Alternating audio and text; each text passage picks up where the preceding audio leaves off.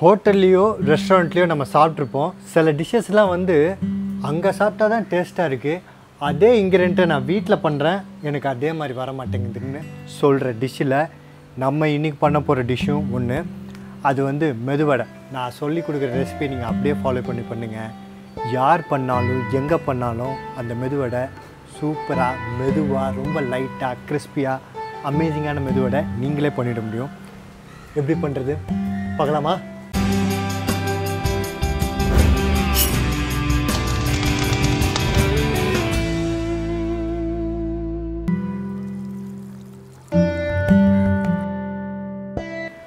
என் அன்பு வணக்கம். ஸோ நான் இந்த உளுந்தப்பருப்பு 1 டம்ளர் உளுந்தப்பருப்பை நான் வந்து ஒரு 2 மணி நேரம் ஊற வச்சுருக்கேன். அட்லீஸ்ட் குறைஞ்சது 1 மணி நேரமாவது ஊறணும். அப்போ தான் இதுக்கு வடைக்கு கரெக்டாக இருக்கும். ஸோ எல்லோரும் வீட்டில் மேக்ஸிமம் எல்லோரும் ட்ரை பண்ணுறது உளுந்த வடைக்கு மிக்சியில் தான் போட்டு அரைப்பாங்க. ஆக்சுவலாக கிரைண்டில் போட்டு அரைச்சாதான் 100% ரிசல்ட். நீங்கள் ஹோட்டல் ரெஸ்டாரண்ட்ஸ் எல்லாம் எப்படி சாப்பிடணும் அந்த ரிசல்ட் கிரைண்டரில் அரைச்சா தான் வரும். மிக்சியில் அரைச்சா அதில் 50% 40% தான் கிடைக்கும். அதுக்கு மேலே கிடைக்கிறதுக்கு வாய்ப்பே இல்லை. ஏன்னா அது மோட்டரில் வந்து ஹை ஸ்பீட் மோட்டர் இருந்தனால அது ரொம்ப வேகமாக சுற்றி சூடாகி அந்த உளுந்த பருப்பில் இருக்க கேரக்டர் எல்லாமே லாஸ் ஆகிடும். அதனால வடை சரியாகவே இருக்காது. கிரைண்டரில் ரொம்ப பொறுமையாக நிதானமாக அரைக்கிறதுனால அதில் டேஸ்ட்டும் டெக்ஸ்சரும் கிறிஸ்பினஸும் அபாரமாக கிடைக்கும். ஸோ நம்ம கிரைண்டரில் தான் அரைக்க போகிறோம்.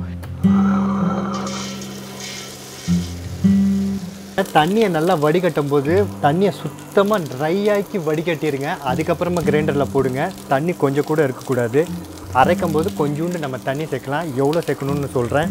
ஆனால் வடிகட்டும் போது முழுமையாக தண்ணியை எடுத்துகிட்டு அதுக்கப்புறமா போடுங்க. அப்போ தான் கரெக்டாக இருக்கும்.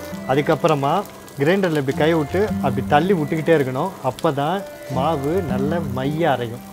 இந்த ஸ்டேஜில் தண்ணியை லேசாக இப்படி தெளிச்சிக்கிட்டால் போதும். ஒரு 2 வாட்டி தெளிங்க, மேக்ஸிமம் 3 வாட்டி இப்படி தெளிங்களாம். இப்படி தெளிச்சிட்டா இந்த தண்ணியே போதுமானது. மாவை எடுத்து இப்படி தொட்டு பார்த்தா நல்ல மைய அரைஞ்சிருக்கணும். அப்படி அரைஞ்சிருச்சுன்னா இது ரெடின்னு அர்த்தம். மாவு 10லேருந்து 15 நிமிஷத்தில் கண்டிப்பாக அரைஞ்சிரும். அரை மிளகாவை பொடியாக நறுக்கி சேர்த்துக்கிறேன். அதோட 1/4 இன்ச் இஞ்சியை பொடியாக நறுக்கியும் சேர்த்துக்கிறேன். அதுக்கப்புறமா நம்ம மிளகை 1 பாதியமாக இடித்து சேர்த்துக்கலாம். ஏன்னா மிளகு நம்ம தினசரி உணவில் சேர்க்கும்போது நம்ம ஆரோக்கியத்துக்கு ரொம்ப ரொம்ப நல்லது. அதனால தான் நான் மிளகை சேர்க்க சொல்கிறேன். ரொம்ப வேண்டாம், கொஞ்சமாக சேர்த்துக்கலாம். அதெல்லாம் அந்த நல்லதுலாம் என்னன்னு தெரிஞ்சுக்கணுமா? அது நல்லது மட்டும் இல்லை, அதோடய ஹிஸ்ட்ரி கூட ரொம்ப சூப்பராக இருக்கும். கீழே டிஸ்கிரிப்ஷன் பாக்ஸில் நான் கொடுக்குறேன். வை எம் ஆடிங் பிளாக் பெப்பர்ன்ற வீடியோ லிங்க் கீழே இருக்குது. கிளிக் பண்ணி பாருங்கள்.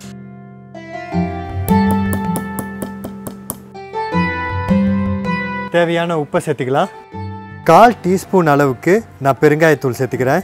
இதை அப்படியே மிக்ஸ் பண்ணி நம்ம ஆயிலில் போட்டு ஃப்ரை பண்ணி எடுத்தால் சூப்பரான வடை அமேசிங்காக வந்துடும். மாவு அரைச்சி உடனே போட்டால் நல்லாயிருக்கும். ஆனால் பொதுவாக வீட்டில் நம்ம என்ன பண்ணுவோம், மத்தியானம் சமையல் பண்ணிகிட்டு இருக்கும்போது சைடில் மாவையும் அரைச்சி வச்சுருவோம். சாயந்தரம் 5 மணிக்கோ 6 மணிக்கோ நம்ம சுட்டு கொடுப்போம்.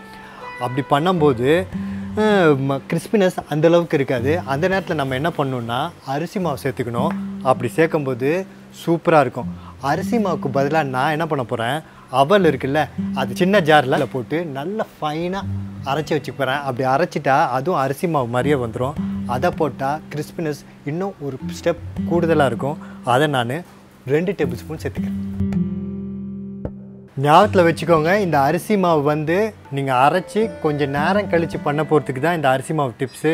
நீங்கள் அரைச்சி உடனே பண்ணிங்கன்னா நீங்கள் அரிசி மாவு போடணுன்ற அவசியமே கிடையாது. அப்படியே போட்டாலே சூப்பராக வரும். இப்போ நம்ம மிக்ஸ் பண்ணிக்கலாம். மிக்ஸ் பண்ணும்போது மாவை நல்லா இப்படி இப்படி அடித்து பிசையணும். எதுக்கு இந்த மிக்ஸ் பண்ணுறது ரொம்ப இம்பார்ட்டண்ட்டான ஸ்டெப்புன்னு நான் சொல்கிறேன்னா, இப்படி மிக்ஸ் பண்ணும்போது மாவில் ஏர் இன்கார்ப்ரேட் ஆகும். வடையை நம்ம பார்க்கும்போது தொட்டு பார்க்கும்போதே ரொம்ப லைட்டாக ஏரியாக இருக்கும், ஒரு ஹெவியாக இருக்கவே இருக்காது. ஸோ அதுக்காண்டி தான் நான் இப்படி பண்ணுறேன். இப்படி பண்ணுறது எனக்கு ரொம்ப கஷ்டமாக இருக்குது, என்ன பண்ணலாம் அப்படின்னு நீங்கள் கேட்டிங்கன்னா, வீட்டில் விஸ்க் இருந்துச்சுன்னா ஒரு 10லேருந்து 15 வாட்டி நல்லா பீட் பண்ணுங்கள். ஏர் நல்லா இன்கார்ப்ரேட் ஆகும். வடை ரொம்ப லைட் ஏராகவும் ரொம்ப ஹெவியே இல்லாமல் ஒரு வடை சாப்பிட்றவங்க கண்டிப்பாக 2-3 வடை சாப்பிட்ற அளவுக்கு ரொம்ப லைட்டாக ரொம்ப கிறிஸ்பியாக வரத்துக்கும் இதுவும் ஒரு இம்பார்ட்டண்டான மெத்தட். எண்ணெய் காஞ்சிட்ருக்கு. நல்லா காஞ்சதுக்கப்புறமா வடையை நம்ம நல்லா பொரித்து எடுத்துடலாம். வடைக்கு மீடியமான ஃப்ளேமில் இருந்து பொரிச்சு எடுத்தால் தான் ரொம்ப நல்லாயிருக்கும்.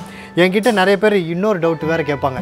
அது என்னென்னா, நான் மிக்சியில் அரைக்க போகிறேன், உளுந்தை நான் 2 ஹவர் நல்லா வெளியே ஊற வச்சுட்டு 1 மணி நேரம் நான் ஃப்ரிட்ஜில் வச்சுட்டு நல்ல ஜில்லுன்னு இருக்கும், அதுக்கப்புறம் நான் மிக்சியில் போட்டு அரைச்சா நல்லா வருமானு கேட்பாங்க. ஓரளவுக்கு நல்லா வரும். ஆனால் கிரைண்டரில் அடித்த மாதிரி ஒரு 100% ரிசல்ட் பார்க்க முடியாது. ஒரு 40% வர இடத்துல இது இப்படி பண்ணும்போது ஒரு 60% 65% வரத்துக்கான வாய்ப்பு இருக்குது.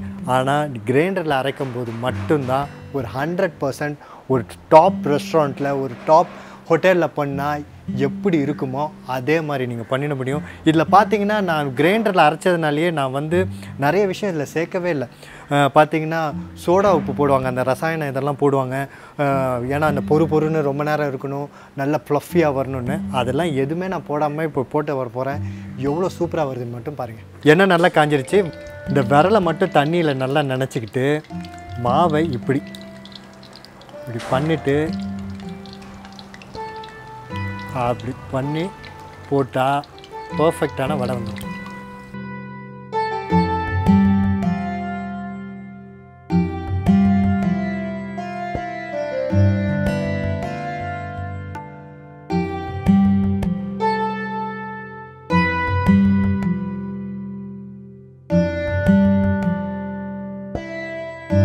அட்டகாசமான வடை சூப்பராக ரெடி ஆகிடுச்சு. நீங்கள் சில பேருக்கு டவுட் வந்திருக்கும், என்ன இதில் கருவேப்பிலை போடல, வெங்காயம் எல்லாம் போடவே இல்லைன்னு. அது ஆப்ஷனல் தான். உங்களுக்கு வேணும்னா நீங்கள் கருவேப்பிலை போடலாம், ரொம்பவே நல்லாயிருக்கும். வெங்காயம் போட்டாலும் நல்லாவே இருக்கும். வெங்காயத்தில் ஒரு சின்ன ப்ராப்ளம் இருக்குது. என்னென்னா அதில் தண்ணி விடுறதுக்கு வாய்ப்பு இருக்குது, மாவு கொஞ்சம் லூஸ் ஆகிறதுக்கும் வாய்ப்பு இருக்குது. அதனால் என்னோடய பர்சனல் சஜஷன் வேண்டான்னு நான் சொல்கிறேன். உங்களுக்கு வேணும்னா நீங்கள் போட்டுக்கோங்க. இப்படி பண்ணாலே ஒரு எக்ஸலண்ட்டான சூப்பர் மெதுவடை நீங்களே ஒரு டாப் ரெஸ்டாரண்ட்டில் பண்ணுற மாதிரி நீங்கள் பண்ணிட முடியும். உங்களுக்கு ஏதாவது கொஸ்டின் இருந்தாலோ, நம்ம சேனலில் டிஷ் ஏதாவது நீங்கள் ட்ரை பண்ணி வச்சு ஃபோட்டோ எடுத்து வச்சுருந்தா அதெல்லாம் எனக்கு நீங்கள் அனுப்புங்க.